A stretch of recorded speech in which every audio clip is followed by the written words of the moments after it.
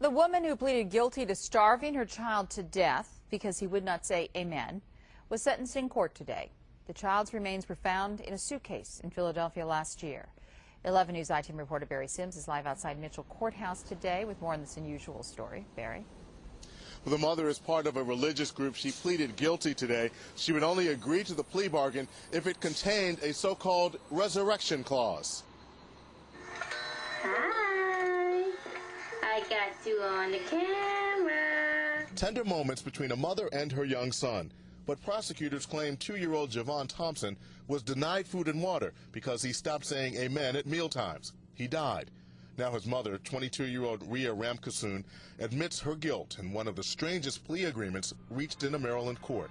She asked that the murder charges against her be dropped if Javon is resurrected. This is something that she absolutely insisted upon, and this is indicative of the fact that she is still brainwashed, still a victim of this cult, and until she's deprogrammed, she's not going to think any differently. Ramkissoon pleaded guilty to child abuse resulting in death and agreed to cooperate with prosecutors. To know what she's going through now, and I always think about the happy days that she had.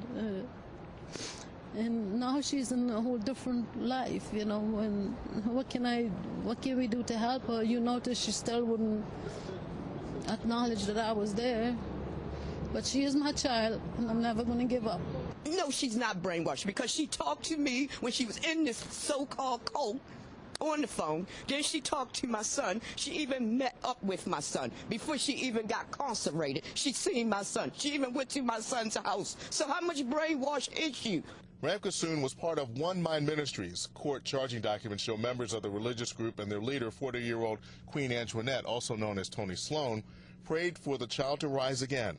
After about a week, the body was wrapped in a blanket and put in a wheeled suitcase with mothballs. Group members moved from Baltimore to Philadelphia, taking the suitcase with them.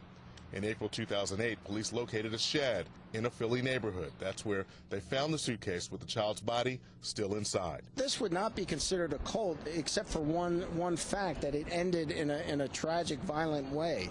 And but for the fact that there was a death, this would just be one of literally tens of thousands of religious groups around the world that is on no one's radar. Ramkissoon must testify against 4 other members of the religious group. Their murder cases have been postponed.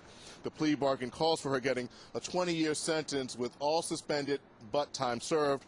She must also get 5 years probation and undergo treatment that includes deprogramming. Reporting live from downtown Baltimore, Barry Sims, WBAL-TV 11 News.